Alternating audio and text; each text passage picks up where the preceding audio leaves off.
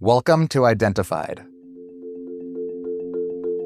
I feel like family is people that you can rely on and be comfortable around and feel comfortable with. And, that's not to say that there's not conflict or pressures in different directions with friends and actual family. But I feel like I was raised in a pretty conflict-free household. Maybe didn't necessarily prepare me for the world completely in that sense, you know what I mean? But I feel like that experience gave me that feeling that like family is like a place where you can relax in some ways. Not always. Family's not always relaxing. Like I said, people that you're comfortable around and can just kind of be.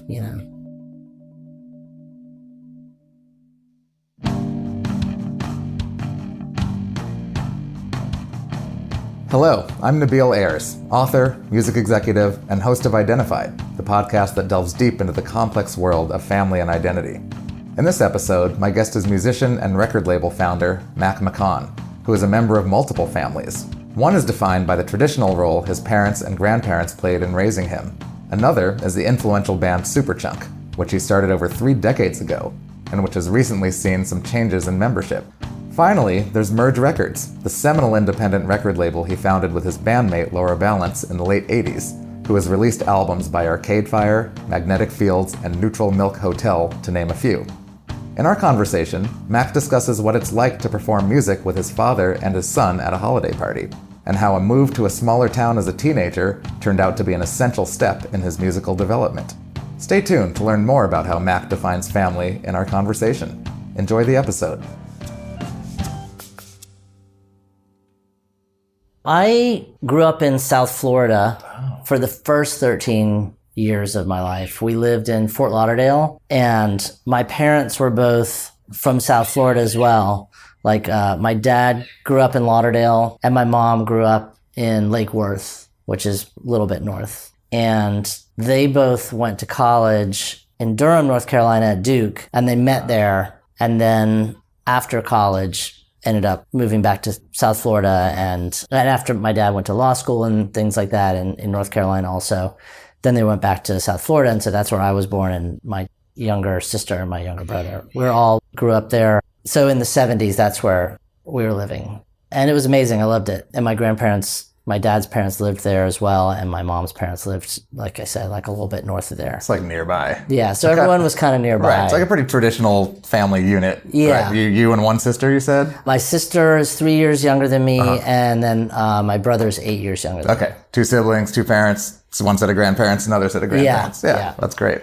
It was a very, aquatic situation. We lived on a canal. We lived near the beach. Literally aquatic. I thought you were no. South it was Florida. It was just my grandfather loved fishing. Right. My dad loved fishing. I had a little dinghy I could take out after school, like that kind of thing. So it was great. And then when I was 12, my dad had a stroke, and a few things happened that led up to this. And of course, you can't pinpoint it to one thing, but a friend of our family's child that was a little bit younger than me was murdered near our house. Ugh. And the crime rate in general was terrible in South Florida at the time. The murder rate, especially in Lauderdale even. And my dad worked a lot, but it was a law firm that his dad had started. I remember there was a hurricane that came through. We had to batten down the hatches. That was a stressful thing. Didn't end up being that bad, but in my mind, it was like this series of events. And then my dad had a stroke, and he recovered fully from it, but his doctor was like, you need to have a different job and live somewhere different and change your diet and change your whole life, basically. Yeah. And so unbeknownst to us children, of course, because these are adult decisions, my dad went to Durham, interviewed for a job at Duke, got the job, put in an offer on a house, came back to Lauderdale. I was like, we're moving to Durham. Oh, wow. And the new life is all in place. It's all in place. Right. Which blows my mind now, because there wasn't even a here, let me send you a picture of what the house looks like. Yeah, how would you have done that? To my mom. You're going to go develop some film? Yeah, it's just kind of take my word for it. It's great, it'll be good. And so I was 13. I did not want to move. It's a hard time, right? Summer before 9th grade, I don't think my sister and my brother was pretty young still, like I don't think he had an opinion about it. My sister, maybe, I'm not sure how she's probably ambivalent too, because she had friends, of course. But we moved to North Carolina, and it's funny that like I fought it so hard. Like I was just so not into it. Yeah. And when I think about now, like growing up in Durham in the Triangle in North Carolina versus South Florida, I'm so glad that we moved where we did. Yeah, think how different your life when would we did. yeah. Oh my gosh, it's like, it's wild, So I do still love going back to Florida and visiting there, and it feels very familiar, even just going anywhere in Florida kind of. But yeah, so then we moved to North Carolina, and that's where I lived until I went to college, and then after college moved back there. Would you go back and visit your grandparents, who I assume stayed in Florida? We would go visit my grandparents. They all stayed in Florida. Eventually, my dad's parents moved to Tallahassee. So then we would go visit them there, which not the same as South Florida. Closer? It's like a weird... Right. It's closer, but Tallahassee is like one of those strange state capitals that you're like, it's the state capital, but there's not really like a town. Like it feels like everyone who works in the government goes away on weekends or something like that. Right. It's like a very small town, like a tiny airport, and it's closer to the Panhandle, so it's a different vibe than South Florida. Right. It's not on the water, But yeah, so we would go visit and stuff, but it was definitely like we were in North Carolina at that point. Right. Growing up, did you have sort of traditions, Thanksgiving, Christmas times when the family would come together and have a big meal or anything like that? Yeah, that was pretty traditional, and we would, when they were not too old to travel, my grandparents would come different times for holidays, usually not at the same time, but they would come, we'd have big meals, we had cousins that lived in different places who would come visit, or we would go visit them and that kind of thing. Like my dad's sister lived in Richmond with their family, and we have 3 cousins on that side, and my mom's brother and my aunt had 2 kids on that side, and we were all around the same age. So growing up, like we had a lot of cousins, not a lot compared to my wife, for instance, who has like a lot of cousins, but we had like 5 cousins. Yeah, that sounds like a lot. So it felt like a lot. And yeah, we would get together for holidays and stuff. I'm curious if music is a family thing. Does it run through your family? Does it go? Yeah, like my dad is a big music fan, and my mom liked music too. My dad was like the one who's like had records that he would listen to and then we could listen to, and he played an instrument. Like growing up, he played clarinet, and like he had a band, which I think to my grandma was like, she was not into that. She was, I mean, they let him play an instrument, but in terms of like what a band would have been like when he was growing up, they were probably like greasers, you know what I mean? And that wild clarinet. Yeah, I know. Stay away from those guys. And like my grandma was not into that. So he didn't play in bands in college or anything like that, but he was very encouraging of us to get into music. And like I said, listening to records a lot around the house, both jazz and rock and soul, kind of everything. When we got older, and I mean, he wasn't retired or anything. I mean, he only retired like a couple of years ago, frankly, but he started learning other instruments that he never knew growing up. Oh. And ironically, one of those is the piano. And it's ironic because my grandma, his mom, was a piano teacher. In the same way that I didn't love taking piano lessons from my grandma, I'm sure he did not want to take piano lessons from his mom. Right. It's like a chore. Yeah. So, and she was just strictly classical, you know what I mean? Like she was not going to teach me like an Elton John song, like maybe my friends were learning at piano, you know what I mean? Like I said, like when he got older, then he started taking piano lessons like pretty rigorously, and like learned to play piano, learned to play guitar so he could play guitar at their like church services and things like that. And so like he's still very into it, and like has like a jazz combo that plays at like homeless shelter and stuff. That's great. In fact, this Christmas, like our son is 16 and he plays drums. My dad, as he does every year, is like doing gigs at the homeless shelter around Christmas time. So I got my trumpet out, which is the instrument that I learned to play first. Oh, wow. We did this gig at the homeless shelter with this jazz combo, and like Arthur was playing drums. My brother Matt was playing drums on some songs, and I was playing trumpet. My dad was playing piano. What, 3 generations? Yeah, so it was pretty cool. That was the first time you'd done that? That's the first time we'd done that, yeah. That's incredible. Yeah, it was cool. Wow. And so my brother, my brother plays drums, and he plays in Bon Iver. That's right. He's played with Rosebuds, His Golden Messenger, a bunch of different bands. Right. But when he was like going to college and post-college, like he was playing with a lot of jazz groups. And so he's done those gigs with my dad a lot, jazz stuff. And Matthew can kind of play anything. Yeah. Does your sister play music at all? She doesn't. She has a great voice, actually. She can sing, but she never did that in a band or anything. Right. And this is a bit of a fast forward, but something I'm really curious about. So you start, and I don't even know the exact order actually, but both a record label and a band with the same person who you've been doing so with for, 3 decades? Yeah. For quite some time. But I'd love to know more about that and how it all came to start. Right. So when I was in high school, I was in like a cover band and we had a few originals. Then I went away to college, and in the summers between colleges, I started a couple other bands, specifically a year that I took off from school living in Chapel Hill. I was in a band called Wax with 2 W's and a band called Slush Puppies. And we played shows, and then along with some other local bands, put out a box set of 7-inch singles. So it was like a compilation, but each band had their own 7-inch.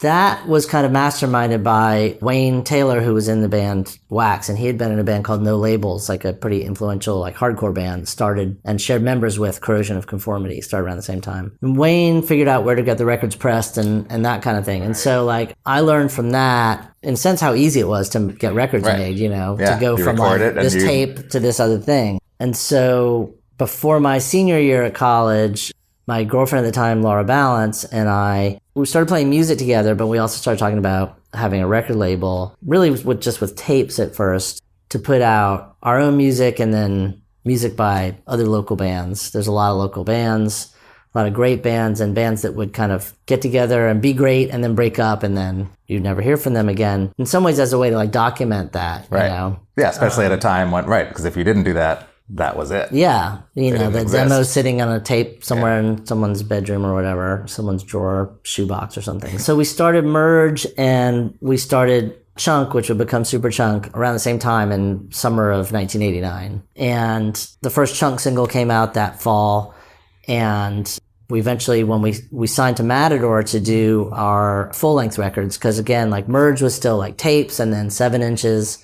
And we were borrowing money, like to kind of do each release and then pay the person back. And, my dad loaned us, like $300 to do this double 7-inch or whatever. And like that kind of thing. Friends would loan. Sometimes the band themselves would like pony up front, and then they get paid back. And so suddenly there's this real label interested. Yeah. And so we're like, we can't afford to make an album, because at that time, if you were making an album, you had to make CDs and LPs and tapes. It's like too many things. Like we can't manufacture all that. And plus we knew Gerard and Homestead and what he had done in the past. And so this new label he was starting was really exciting that they were interested. And so we had to change our name to Superchunk, because there was already a band in New York called Chunk. And Gerard's like, I asked him, I thought maybe it would be okay, because musically it's not really the same. They're like a knitting factory, like a percussion ensemble kind of thing.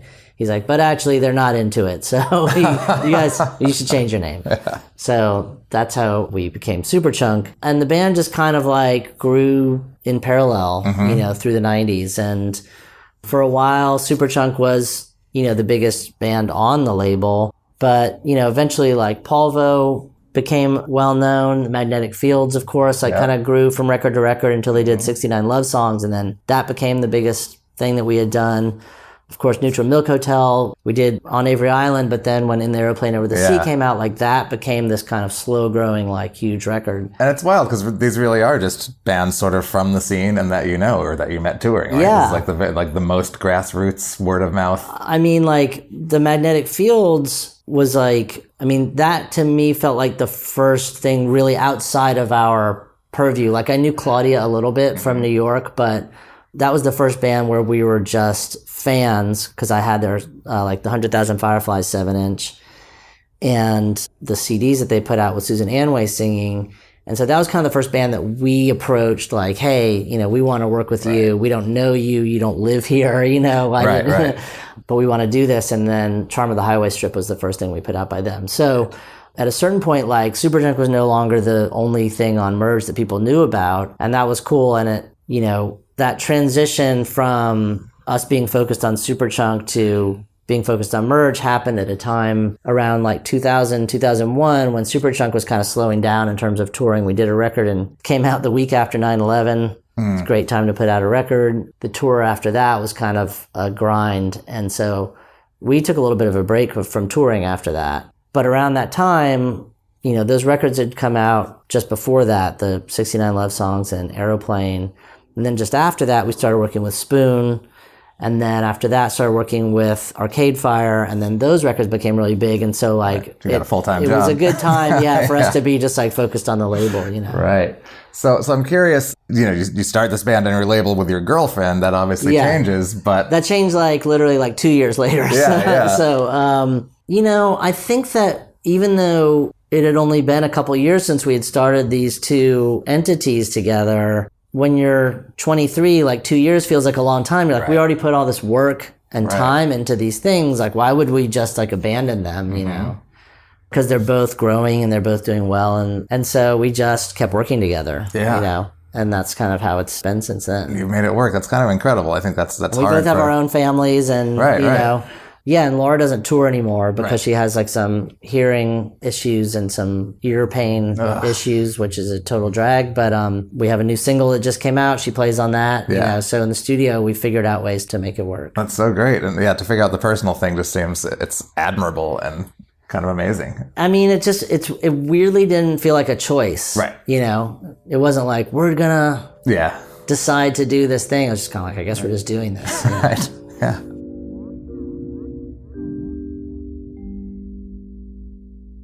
Has there been much loss or grief in your family? I feel like my immediate family has been spared a lot of loss and grief compared to a lot of people because my parents both lived to be pretty old. Oh. Like very old in a couple of cases. My grandfather lived to be 100. My grandma lived to be 102 on my dad's side.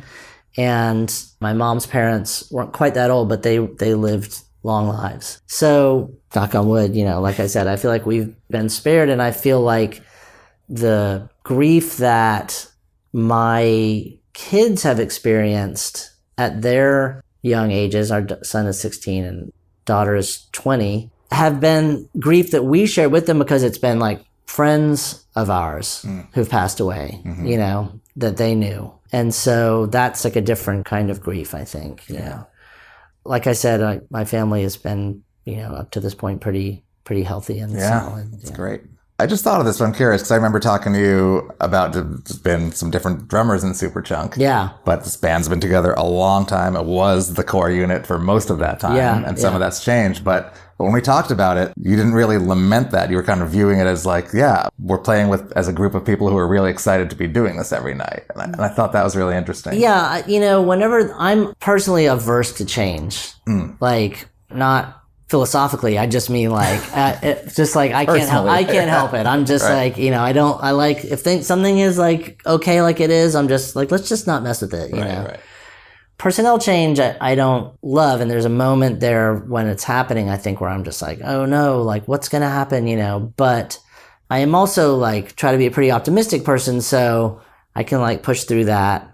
And I feel like we're playing with a new drummer, Laura King, who's amazing, and I've played with her before and seen other bands that she's been in, and so I think being friends beforehand and having a good relationship before that kind of helped that become a reality. But she's great drummer, loves being in a band, loves playing, and that positive attitude goes such a long way. Right. And it's refreshing. And I think in moments where I, or maybe Jim, the other guitar player, might be tempted to be like grumpy about something, it's really hard when when your drummer or your bass player, we have a couple different bass players we play with now, is like just totally into what's going on, It's hard to be you don't want to be the sour one. Right, so it kind of like lifts everyone's mood, I think. Yeah. That's a great way to look at it and a great way to do it, I think. Yeah. What is family to you?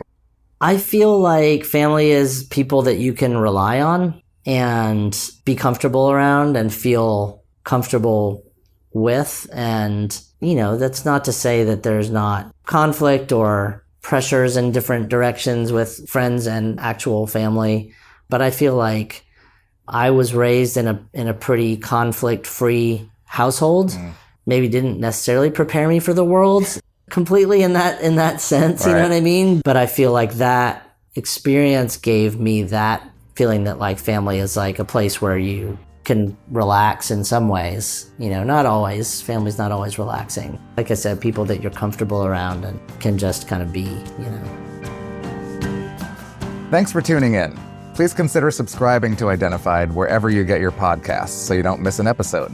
And be sure to check out Identified on YouTube and identifiedpod.com, where you can watch videos from our interviews. Our executive producer is Kieron Banerji, and the show is produced by Palm Tree Island. The music for Identified is by Noella and Patricia Brennan. I'm Nabil Ayers. Thanks for tuning in.